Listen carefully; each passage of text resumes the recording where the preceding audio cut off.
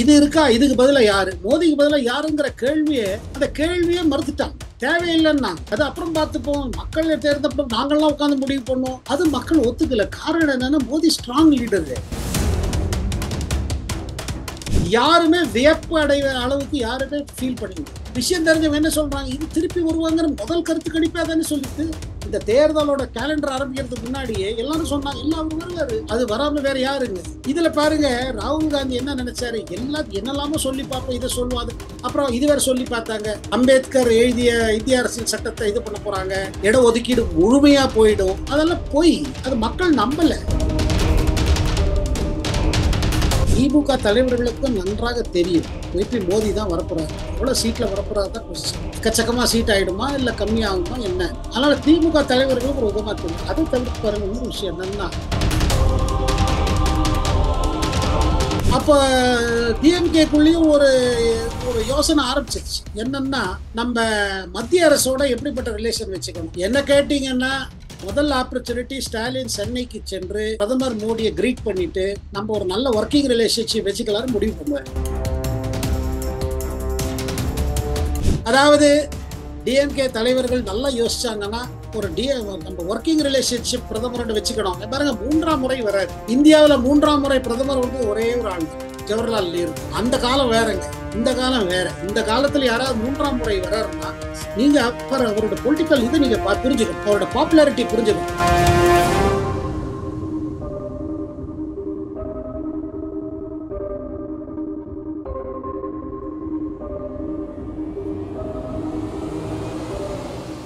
Real one voice நேயர்களுக்கு, நண்பர்களுக்கு வணக்கம். டெல்லியிலிருந்து பல்வேறு முக்கியமான தகவல்களை நம்முடைய ரியல் ஒன் வாய்ஸ் நேயர்களோடு தொடர்ச்சியாக பகிர்ந்து கொண்டிருக்கும் மூத்த பத்திரிகையாளர் டெல்லி சேகர் ஐயர் நம்மோடு இருக்கிறார். வணக்கம் சார். வணக்கம் சிவா சார். வணக்கம் சார். நீங்க நம்முடைய சேனல் வழியாக நம்முடைய வாசகர்களுக்கு தொடர்ச்சியாகவே தெரிவிச்சுக்கிட்டு இருந்தீங்க, பாரதிய ஜனதா கட்சியை பொறுத்த வரைக்கும், என்டிஏவை பொறுத்த வரைக்கும் சுமார் 350 தொகுதிகளுக்கு மேலாக வெற்றி பெறுவாங்க அப்படிங்கிறத அழுத்த திருத்தமாக தெரிவிச்சுட்டு இருந்தீங்க. அதை உறுதிப்படுத்தக்கூடிய வகையில் தான் எக்ஸிட் போலிங்கும் தற்போதைய நிலையில பரவலான அதிக அளவிலான எக்ஸிட் போலிங்கை பொறுத்த வரைக்கும் பாரதிய ஜனதா கட்சி 340 350 தொகுதிகளுக்கு மேலாக வெற்றி பெறும் அப்படின்னு சொல்லி சுட்டி காட்டியிருக்கிறது. இந்த எக்ஸிட் போலிங் எப்படி சார் பாக்குறீங்க? இந்த எக்ஸிட் போலோட இது என்ன காமிக்குதுன்னா, பிரதமர் மோடி 2014 முதல் பிரதமர், 30 ஆண்டுகளுக்கு பிறகு முழு மெஜாரிட்டியோட வந்த தலைவர் 2014. 2019 என்ன பார்த்தோம்னா, முதல் நான் காங்கிரஸ் பிரைம் மினிஸ்டர் யார் செகண்ட் டைம் எடுத்துட்டாரு, அதாவது பேக் டு பேக், அதுவும் நல்ல மெஜாரிட்டியோட வந்தார். இப்போ பாருங்க, 2024 மோடி 3ஆவது முறையாக பிரதமர் ஆறாரு, ஆனா ஃபுல் மெஜாரிட்டியோட ஆறாரு. அப்ப 3ல என்ன தெரிவிக்குதுன்னா, ஒரு விஷயம் நல்லா கிளியரா இருக்குதுங்க, மக்கள் ஆதரவு அவருக்கு தொடர்ந்து இருக்குது. அந்த மக்கள் ஆதரவு எதுக்கு இருக்கிறது? அவரோட தலைமைக்கு, அவரோட காட்டும் வழிக்கு, அவர் மூலமா சில காரியங்கள் நிறைவேறும்னு ஒரு மக்களுக்கு நம்பிக்கை, ஒரு வளர்ச்சி ஏற்படும். அந்த வளர்ச்சி எல்லா மாநிலங்களையும் வளர்ச்சி இருக்கும். ஒரு பர்டிகுலர் குறிப்பிட்ட வட இந்தியாவோ இல்ல கிழக்கு இந்தியாவோ மேற்கு இந்தியாவோ இல்லை, எல்லாம் முழுக்க வளர்ச்சி இருக்கும். இந்த நம்பிக்கை இருக்குதுங்க. அவர் அரசு மேல உள்ள நம்பிக்கை, அவர் மேல உள்ள நம்பிக்கையை தான் இது காட்டுது. இதுதான் முதல் இதுங்க. 2வது பாருங்க, ஒருத்தர் வேண்டான்னு சொல்லும் போது அதுக்கு அடுத்தது ஆள் யாருன்னு நம்ம பார்க்கணும். சரி, இந்த தேர்தலை பாருங்க, மீண்டும் மோடி இல்ல மோடி வேண்டாம் இதான் இருந்தது. அப்ப வேண்டாம் மோடினா பாருங்க, அதுக்கு ஏதாவது ஒரு ஆல்டர்னேட்டிவ் வேணும். நீங்க ஏதாவது இது வேண்டாம்னு சொல்றீங்க. இப்ப பாருங்க, கடைக்கு போறீங்க, சாம்சங் போன் வேண்டாம்னா நீங்க உடனே விவோ பார்ப்பீங்க, இல்ல ஓப்போ எடுத்து காமிப்பாரு கடைக்காரருக்கு, வேற ஏதாவது எடுத்து காமிப்பாரு. ஏன்னா ஆல்டர்னேட்டிவ் இல்லாம நீங்க சாய்ஸ் பண்ண முடியாது. இங்க பாருங்க, இவங்க எதிர்கட்சிகள் செய்த பெரிய தவறு என்னன்னா, ஒரு வருஷத்துக்கு முன்னாடி ஆரம்பிச்சாங்க, 2000 ஜூலைல இருந்து ஆரம்பிச்சாங்க, மீட்டிங் எல்லாம் போட்டாங்க. அப்போவே அவங்க யோசிச்சிருக்கணும், ஒரு கூட்டணியா போனோம், நம்ம கூட்டணியா ஒரு அஜெண்டா வைக்கணும், கூட்டணியா ஒரு தலைவரை ப்ரொஜெக்ட் பண்ணணும், அட்லீஸ்ட் ஒரு தலைவர் 2 3 தலைவர் ப்ரொஜெக்ட் பண்ணணும். அது எதுவுமே செய்யல. காரணம் என்ன? ராகுல் காந்திக்கோ காங்கிரஸுக்கோ தலைவர் ப்ரொஜெக்ட் பண்ணி இஷ்டமே கிடையாது. ஏன்னா அவங்களுக்கு என்னன்னா, எதுக்கு நம்ம யாரையா ப்ரொஜெக்ட் பண்ணி மாட்டிக்கணும். முதல்ல நிதிஷ்குமார் கிட்ட இதை கொடுத்தாங்க, ஒரு சாக்லேட் கொடுத்து என்ன சொன்னாங்க, நீங்க எல்லாரையும் ஒன்னா பண்ணுங்க, அப்புறம் உங்களை கன்வீனரை பண்றோம், இந்த மாதிரிலாம் ஏதோ சொன்னாங்க. அவர் பாவம் எல்லாரையும் கூப்பிட்டுக்கிட்டு பண்ணால மீட்டிங் வச்சாரு, எல்லாம் பண்ணாரு. ஆனா அதுக்கப்புறம் அவரை கட்டி விட்டாங்க. ஏன்னா காங்கிரஸ்குள்ள என்னன்னா, ஒருவேளை ஆட்சி பிடிக்கிற நிலைமை வந்துன்னா அது காங்கிரஸ்ல இருந்து தான் பிரதமர் இருக்கும். வேற யாரையும் அவங்க சப்போர்ட் பண்ண மாட்டாங்க. அண்ட் அவங்களுக்கு தெரியும் அந்த மாதிரி ஒரு காங்கிரஸ் அல்லாத, அதாவது பிஜேபி அல்லாத, பிரதமர் மோடி அல்லாத ஆட்சி வரணும்னா காங்கிரஸுக்கு நல்லா வந்துடணும். 200 சீட்டு, 220, 230, 250 கிட்டேயாவது வேணும். அதுல காங்கிரஸுக்கு இருக்கும் பொழுது எதுக்கு காங்கிரஸ் வேற யாரையா பிரதமர் உட்காரணும்?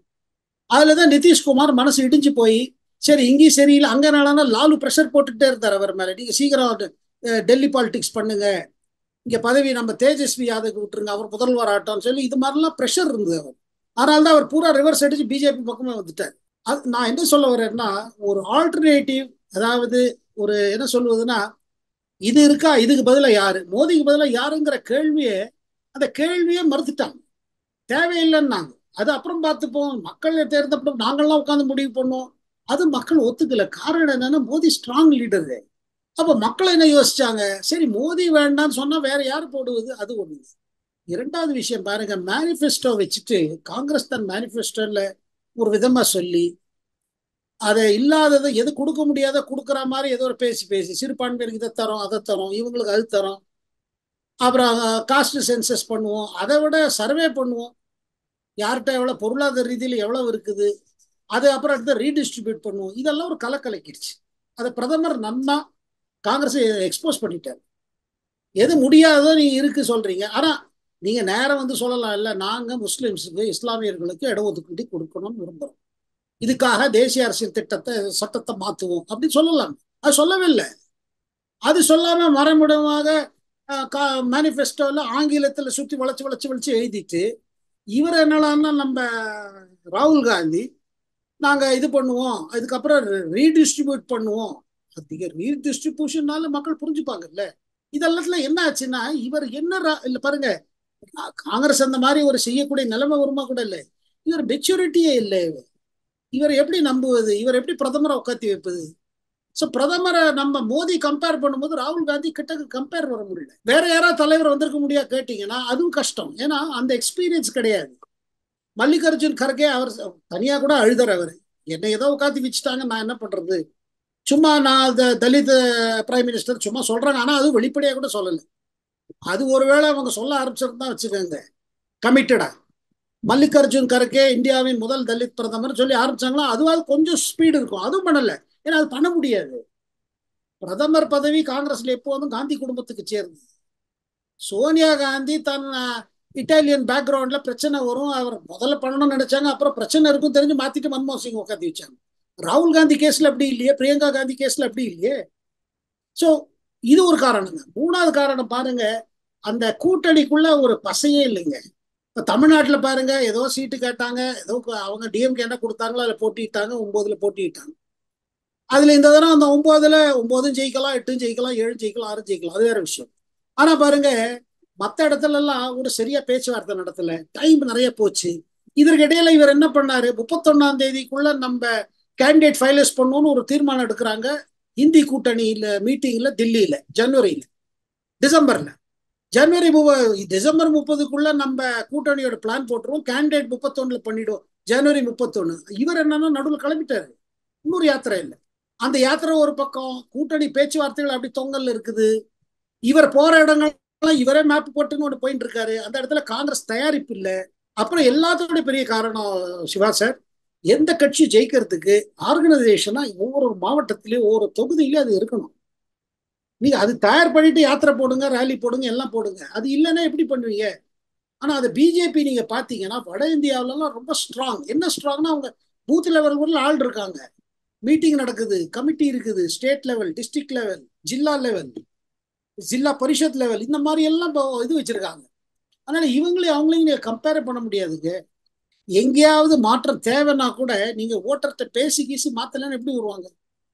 நீங்க தமிழ்நாட்டிலே பாத்தீங்க, அண்ணாமலையோட பாத யாத்திரை பார்த்தீங்கல்ல, எவ்வளவு தயாரிப்பு, எவ்வளவு அதுக்காக டைம் போட்டு, எவ்வளவு பேரை அதுல ஈடுபடுத்தி, இளைஞர் எவ்வளவு பேரை கலந்துட்டு, அதுல இருந்து உங்களுக்கு ஐடியா கிடைக்குங்க பிஜேபியோட ஆபரேட்டிவ் மாடல் என்ன.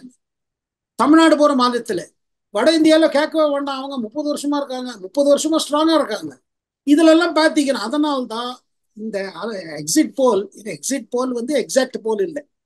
அது 4ஆம் தேதி வரப்போகுது. ஆனா யாருமே வியப்பு அடைகிற அளவுக்கு யாருமே ஃபீல் பண்ணீங்க. விஷயம் தெரிஞ்சவங்க என்ன சொல்றாங்க, இது திருப்பி வருவாங்கிற முதல் கருத்து கணிப்பா தானே சொல்லிட்டு இந்த தேர்தலோட கேலண்டர் ஆரம்பிக்கிறதுக்கு முன்னாடியே எல்லாரும் சொன்னாங்க இல்ல அவர் வருவாரு, அது வராம வேற யாருங்க. இதுல பாருங்க, ராகுல் காந்தி என்ன நினைச்சாரு, எல்லாம் என்னெல்லாமோ சொல்லி பார்ப்போம், இதை சொல்லுவாது. அப்புறம் இது வேற சொல்லி பார்த்தாங்க, அம்பேத்கர் எழுதிய இந்திய அரசியல் சட்டத்தை இது பண்ண போறாங்க, இட ஒதுக்கீடு முழுமையா போயிடும். அதெல்லாம் போய் அது மக்கள் நம்பல. நீங்க போய் நீங்க தலித் சமுதாயினருக்கோ இல்ல பழங்குடியினருக்கோ போய் சொன்னீங்கன்னா உங்களுக்கு ரிசர்வேஷன் போயிட்டா நம்ப மாட்டாங்க. எப்படி போகும்? நம்மளோட உரிமை யார் படிப்பாங்க? இவங்க அதை போய் பிரச்சாரம் பண்ணாங்க, போயிடும் போயிடும் போயிடும். அதுக்கு என்ன சொன்னாங்க, அவர் கர்நாடகாவில் ஒரு தலைவர் சொன்னார், இவ ஒரு தலைவர் சொன்னார். இந்த என்னங்க மோடி சொன்னாரா? பிஜேபி தான் தீர்மானம் போட்டுது. அப்புறம் இட ஒதுக்கீடை வச்சுட்டு ஒன்னு ரெண்டு தரம் நம்ம பாகவத் என்ன சொன்னாரு, மோகன் பாகவத் ஆர்எஸ்எஸ் சர்சஞ்சாலக் ஆர்எஸ்எஸ் தலைவர் என்ன சொன்னாரு, இந்த இட ஒதுக்கீடெல்லாம் சரியா செயல்படுதான்னு நம்ம பார்க்கணும்னு. கரெக்டா மக்களுக்கு போகுதா? ஏன்னா எல்லா இடத்துலயும் இந்த கிரீமி லேயர் இஷ்யூ இருக்குது. ஒரு குறிப்பிட்ட குடும்பங்களே அவங்களே பெனிஃபிட் வாங்குறாங்க, மற்றவங்களுக்கெல்லாம் சரியா போகுதா? இதை பத்தி எல்லாம் யோசிக்கணும். நம்ம அப்படிதான் சொன்னாரு. உடனே ஆர்எஸ்எஸ் இட ஒதுக்கீடு எதிர்த்து இருக்குது, எல்லாருக்கும் எதிர்த்து இருக்குது, அப்படி இப்படி பிரச்சாரம். அது உண்மை இல்லை. எதை கேட்டீங்கன்னா பாருங்க, காங்கிரஸோட பிரச்சாரத்துல பல உண்மைகள் இல்லாத பிரச்சாரம். மக்கள் என்ன பாக்குறாங்க பாருங்க, வட இந்தியாவில் என்ன சொல்றாங்க, இல்ல எங்க எங்க தொகுதியில் இந்த வேலை ஆயிடுச்சு, இந்த ரோடு வந்துருச்சு, இந்த இந்த பாலம் கட்டிட்டாங்களே, பல விஷயங்கள் நடந்திருக்கு, நடக்கலைன்னு சொல்ல முடியாது. எல்லா விஷயமும் தீர்ந்து போச்சா? அதுதான். எல்லா பிரச்சனைகளுக்கும் ஒரு தீர்வுக்கு வந்துருச்சா? இல்ல வரல. பாருங்க, இந்தியாவை அவ்வளவு பெரிய நாடுங்க, எல்லா பிரச்சனையும் ஒரே நாள்ல தீராது. ஆனா பிரச்சனை தீர்த்துறதுக்காக என்ன மாதிரி நடவடிக்கைகள் எடுக்கக்கூடிய அரசு எதுனா இந்த அரசு. பிரச்சனைகள் அதிகமா இருக்கு. அதனால்தான் பாருங்க பிரதமர் மோடி மேல இப்ப பாருங்க இன்னைக்கு 7 மீட்டிங் வச்சிருக்காரு பிரதமர், ஒண்ணு மாத்தி 100 நாள்ல செய்ய வேண்டிய விஷயங்கள்லாம் ஆல்ரெடி தயார் பண்ண சொல்லியிருந்தாரு. இந்த தடவை சிவாச பிரதமர் அலுவலகத்திலையும் சரி, நம்ம அமைச்சரவையிலெல்லாம் அமைச்சர் மினிஸ்டர்ஸ் ஆபீஸ்லாம் பாருங்க ரொம்ப வேலைங்க. அவங்கள சொல்லிட்டாங்க, இந்த தேர்தல் டயத்துல லீவ் எல்லாம் எடுக்காதீங்க, 100 நாள் என்ன செய்யணுமோ லிஸ்ட் போடுங்க, பெரிய பெரிய முடிவுகள் எடுக்கணும், பெரிய திட்டங்கள் கொண்டு வரணும். பாருங்க, இவர் ஒரு லீவ் எடுக்க மாட்டாரு. இவர் எங்கேயும் தனக்கு லீவுன்னு போய் எங்கேயும் போய் உட்கார மாட்டார். எங்க போனாலும் சரி அது வேலையா போவாரு. அதுல கூட ஒரு நாள் அதிகமா இருக்க மாட்டார். வெளிநாடு பயணங்கள்லாம் பாருங்க, நைட் ரெஸ்ட் கூட எடுக்க மாட்டார், பிளேன்ல தூங்கிட்டு வருவார். ஏன்னா காலையில் இங்க வந்து மீட்டிங் அட்டென்ட் பண்ணுறாங்க. இந்த மாதிரி ஒரு தலைவர் வெகு நாளுக்கு பிறகு, வெகு பல ஆண்டுகளுக்கு பிறகு இந்த மாதிரி ஒரு தலைவர் இந்தியாவுக்கு கிடைச்சிருக்கு. அதனால மக்கள் மோதி விட்டுட்டு இப்போதைக்கு நான் தரேன். சார், இப்போ எடுத்துக்கிட்டா நேத்து 1ஆம் தேதி வந்து ஐஎன்டிஏ அலையன்ஸ் உடைய ஆலோசனை கூட்டம் டெல்லியில நடைபெற்றது. இதுல தமிழக முதலமைச்சர் மு.க. ஸ்டாலின் அவர்கள் கலந்துக்கல. அவர் சார்பாக எம்பி டி.ஆர். பாலு அவர்கள் தான் கலந்துக்கிட்டாங்க. இப்ப எக்ஸிட் போல பொறுத்த வரைக்கும் மத்தியில பாரதிய ஜனதா கட்சி தான் அப்படிங்கிறத உறுதிப்படுத்தி இருக்காங்க. தமிழ்நாட்டுல கடந்த தேர்தலை விட திமுகவுக்கு வந்து சற்று குறைவான எண்ணிக்கையிலான இடங்களே கிடைக்கும். அதாவது எந்த அளவுக்கு திமுகவுக்கு குறைகிறதோ அந்த எண்ணிக்கை தமிழக பாரதிய ஜனதா கட்சிக்கு செல்லும் அப்படிங்கிற நிலையில தான் எக்ஸிட் போலிங் குறிப்பிடுகிறது. இதை திமுக எப்படி சார் பார்ப்பாங்க? என்ன காரணம் அப்படின்னா, கடந்த 5 ஆண்டுகள் தமிழகத்தில் இருக்கக்கூடிய 39 தொகுதியில 38 தொகுதியில திமுக வெற்றி பெற்றும் மக்களுக்கு எந்த விதமான நலத்திட்டங்களையும் கொண்டு வர முடியாத சூழ்நிலையில தான் திமுக எம்பிக்கள் இருந்தாங்க. இப்போ மீண்டும் மத்தியில பாஜக, இங்கு திமுக சுமார் ஒரு 30 இடங்களுக்கு மேல் வெற்றி பெற போகிறது அப்படிங்கிற கருத்து கணிப்புகள். அப்ப திமுக முக்கிய தலைவர்கள் முதல்வர் மு.க. ஸ்டாலின் இதை எப்படி சார் எடுத்துக்குவாங்க? பாருங்க, அவர் ஏன் போகலன்னா ஒரு காரணம் என்னன்னா, இந்த மீட்டிங்ல என்ன முடிவு பண்ண போறோம், ஒன்னும் தேர்தல் ரிசல்ட்டே வரல.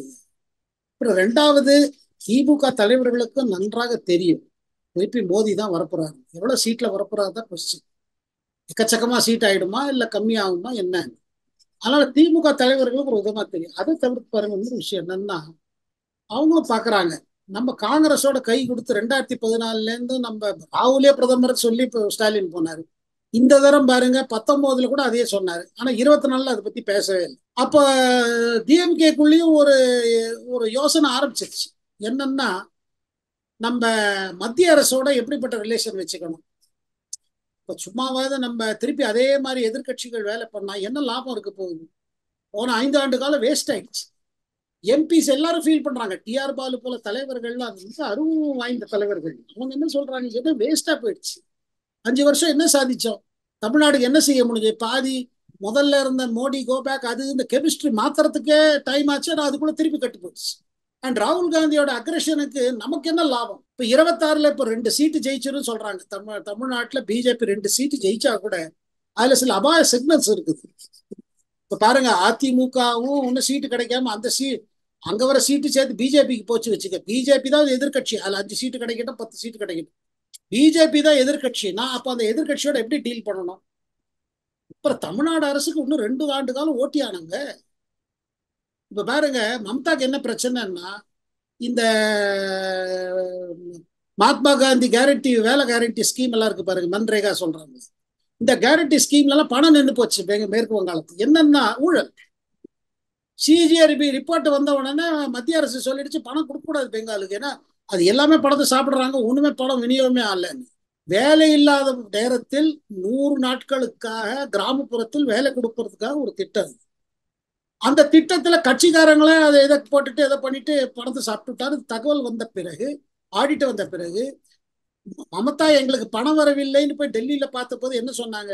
பிரதமர் என்ன சொன்னாரு? நீங்க ஆடிட் ரிப்போர்ட் பாருங்க, சென்ட்ரல் கைட்லைன்ஸ் ஃபாலோ பண்ணுங்க, உங்களுக்கு கிடைக்க வேண்டிய பணம் கட்டாயம் வரும், அதை ஃபாலோ பண்ணுங்க, திட்டத்தை நிறைவேறுங்க.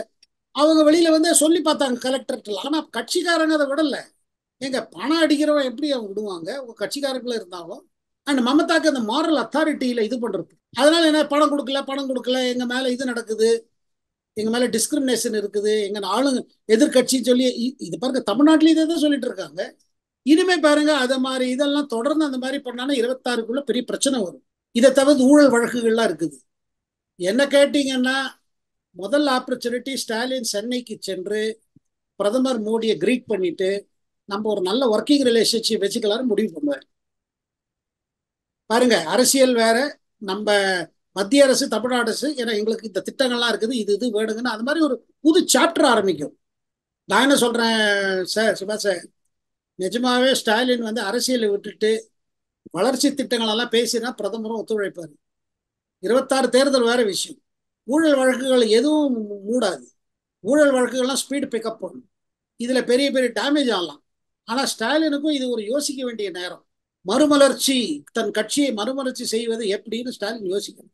ஏன்னா தொடர்ந்து நீங்க ஊழல் புகார்ல போயிட்டே இருந்தீங்கன்னா ஆல்ரெடி சீட் குறைய ஆரம்பிச்சிருச்சு. இது அசம்பிளியில வந்துன்னா ரொம்ப இம்பாக்ட் இருக்கும். இதை பத்தி யோசிப்பாரு. இப்போ ஆல்ரெடி பேச்சு இருக்குது இல்லைங்களா? ஆச்சு, அடுத்த மாசம் நம்ம உதயநிதி ஸ்டாலின் துணை முதல்வர் ஆயிடுவாரு. அப்புறம் அவர் நிறைய பொறுப்பு கொடுக்கப்படும், அமைச்சரவையில மாற்றங்கள் இருக்கும், பல இளைஞர்களுக்கு ஒரு ஆப்பர்ச்சுனிட்டி கிடைக்கும். இந்த மாதிரிலாம் பேச்சு ஆல்ரெடி ஓடிட்டு இருக்கு. ஏன்னா 26 தேர்தலை ஃபேஸ் பண்ணணுங்கிறது பெரிய சேலஞ்ச். ஆனால் நிறைய விஷயம் மாற போகுதுங்க. என்ன ஒண்ணு நிச்சயம் என்னன்னா, தமிழ்நாடு அரசியல் மாறும். சென்னை மத்திய அரசு, தமிழ்நாடு மத்திய அரசு உறவுகள்ல மாற்றம் இருக்கும். அதாவது டிஎம்கே தலைவர்கள் நல்லா யோசிச்சாங்கன்னா ஒரு நம்ம ஒர்க்கிங் ரிலேஷன்ஷிப் பிரதமரோட வச்சுக்கணும். பாருங்க, 3ஆம் முறை வராரு இந்தியாவில். 3ஆம் முறை பிரதமர் வந்து ஒரே ஒரு ஆள் தான், ஜவஹர்லால் நேரு. அந்த காலம் வேறங்க, இந்த காலம் வேற. இந்த காலத்துல யாராவது 3ஆம் முறை வர்றாருன்னா நீங்க அவரோட பொலிட்டிக்கல் இதை நீங்க புரிஞ்சுக்கணும், அவரோட பாப்புலாரிட்டி புரிஞ்சுக்கணும்.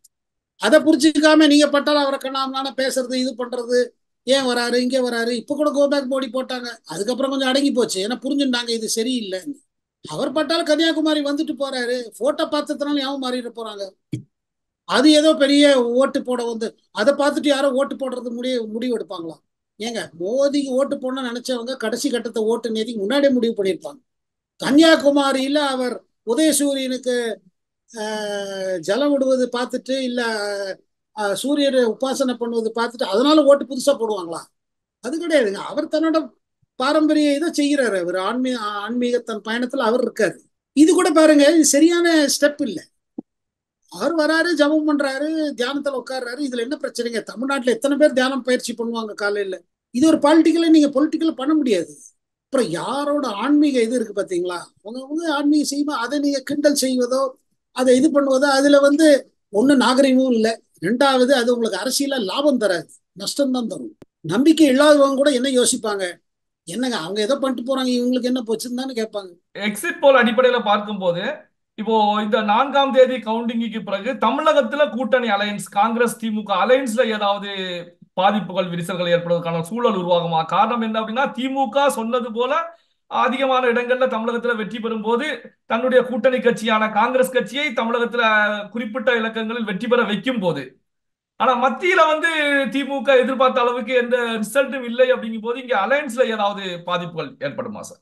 இல்லைங்க, ரெண்டு விதமா பாதிப்பு ஏற்படும். ஒண்ணு, இப்ப காங்கிரஸ் கொடுத்த 9 இடத்துல பாருங்க, காங்கிரஸ் அதுல ஜெயிக்க முடியல வச்சுக்கோங்க. இந்த 9ம் ஜெயிக்கலன்னா திமுக தலைவர்கள் மத்தியில ஒரு பிரச்சனை வரும். என்ன வரும்னா, இந்த காங்கிரஸ் இவ்வளவு சீட்டு கொடுத்து நமக்கு லாஸ் ஆயிடுச்சுன்னு ஆரம்பிக்கும். காங்கிரஸ் ஒண்ணுமே பண்ணாம சும்மா நம்மள்ட்ட சீட்டு கேட்கறாங்க, அதை கொடுத்துட்டோம், அவங்க ஜெயிக்கல. இன்னொரு விஷயம் பாருங்க, காங்கிரஸுக்கு அப்படி இழப்பு ஏற்பட்டதுனாலும் சரி, இல்ல டிஎம்கேட சீட்டு குறைஞ்சாலும் காங்கிரஸ் தலைவர்கள் மத்தியில என்ன தோணும், இந்த அலையன்ஸை வச்சுட்டு நம்ம 26 வரைக்கும் போக முடியுமா? இதுல இப்ப ஆச்சு 3 ஆண்டு காலத்துல இந்த மாதிரி நெகட்டிவா ஆரம்பிச்சிருச்சு. இது போக போக எவ்வளவு நெகட்டிவா போகும், நம்ம வேற ஏதாவது அலையன்ஸுக்கு இது பண்ண வேண்டாமா? அதை உங்களுக்கு ஆல்ரெடி தமிழ்நாடு காங்கிரஸ் தலைவர் சொல்ல ஆரம்பிச்சிட்டாரு. தனியா நம்மளும் யோசிக்கணும். என்ன பாருங்க, பிஜேபி மாதிரி ஒரு கட்சி தனியாக ஒரு கூட்டணி போட்டு 2 3 சீட் ஜெயிச்சுட்டாங்க வச்சுக்காங்க.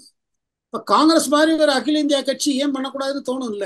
அதுல இப்ப இன்னொரு விஷயம் என்னன்னு பார்க்கணும்னா, அதிமுகவுக்கு என்ன ஆகுதுன்னு. இப்ப அதிமுக வந்து கம்ப்ளீட்டா கொலாப்ஸ் ஆயிடுச்சு வச்சுக்கோங்க, ஒரு சீட்டு ஜெயிக்கலன்னா அது ஒரு டைமென்ஷன் கொடுக்கும். ஓஹோ, அப்ப எதிர்கட்சி ஸ்பேஸை வந்து பிஜேபி பிடிச்சிருச்சு, இல்ல அதிமுக ஏதாவது 2 3 சீட்டு கிடைக்கிறது வச்சுங்க, அப்ப காங்கிரஸ் யோசிப்பாங்க, அதிமுகவும் யோசிப்பாங்க. ஏன்னா ஒரு டயத்துல பாருங்க, காங்கிரஸுக்கு எப்போது 7% ஓட்டு இருக்கு, 8 இருக்கு, 9 இருக்குன்னு சொல்லுவாங்க. அது காமராஜரோட ஓட்டுன்னு சொல்லுவாங்க, அந்த காலத்திலே சொல்லுவாங்க. ஆனா அதுக்கு பிறகு அது அந்த ஓட்டை வந்து அவங்க எப்படி டெவலப் பண்ணாங்க, காங்கிரஸ் அது ஒரு சில இடத்துல இருக்குது. சில மாவட்டங்கள்ல காங்கிரஸுக்குன்னு ஒரு தனி சப்போர்ட்டர்ஸ் இருக்காங்க, சில இடத்துல அவங்களோட ஆர்கனைசேஷன் இருக்குது. ஆனா அது எவ்வளவு அழகா செயல்பட்டு கொண்டு இருக்குது ஒரு விஷயம் இருக்குது. ஆனா நிச்சயம் ஒண்ணுங்க, இந்த தேர்தல் பிறகு என்ன தோணும்னா, கூட்டணி கட்சி, இந்த கூட்டணி சரி, அந்த கூட்டணி எந்த கூட்டணி இருந்தாலும் அந்தந்த கட்சி சொந்த பலத்தை விரிவிக்கல வச்சுக்கோங்க, பெருசு பண்ணிக்கலன்னா எந்த கூட்டணியும் உங்களுக்கு மரியாதை கொடுத்து சீட்டை ஒதுக்கீடு கொடுக்க மாட்டாங்க. தமிழ்நாடு பொறுத்த மட்டும் கூட்டணி அரசியல் தான் ஓடும், இன்னும் கொஞ்ச நாள் வரைக்கும் ஓடும். காரணம், அவ்வளவு பெரிய பர்சனாலிட்டி வரல. பாருங்க, ஜெயலலிதா இருந்த போது சரி, இவர் கலைஞர் இருந்த போது கூட கூட்டணியில தான் வச்சிருந்தாங்க. நம்ம ஜெயலலிதா இருந்த போது கூட்டணியில தான் வச்சிருந்தாங்க. தமிழ்நாடு அரசியல் அந்த மாதிரி இருக்குதுங்க, எங்க வந்து உங்களுக்கு கூட்டணி இல்லாம எந்த கட்சியுமே மேனேஜ் பண்ண முடியாது. ஸோ அதனால கூட்டணி, புது கூட்டணியா பழைய கூட்டணியா, அந்த கூட்டணியில புது நபர்களா, இது எல்லாரும் அந்தந்த கட்சி யோசிக்க ஆரம்பிப்பாங்க. இன்னைக்கு டிஎம்கே கூட்டணியில் இருக்கிறவங்க யோசிப்பாங்க. இதுல பிஜேபி கூட்டணி கொஞ்சம் நல்லா வந்துருச்சுங்க, அப்ப மத்த கட்சிகளுக்கு தோணும் இல்ல, நம்மளும் இந்த கூட்டணியில போயிட்டா பெட்டர் ஆயிடுமோன்னு. ஓகே சார், பல்வேறு முக்கியமான தகவல்களை நம்முடைய ரியல் ஒன் வாய்ஸ் நேயர்களோடு பகிர்ந்து கொண்டதற்கு நன்றி சார். வணக்கம், நன்றி.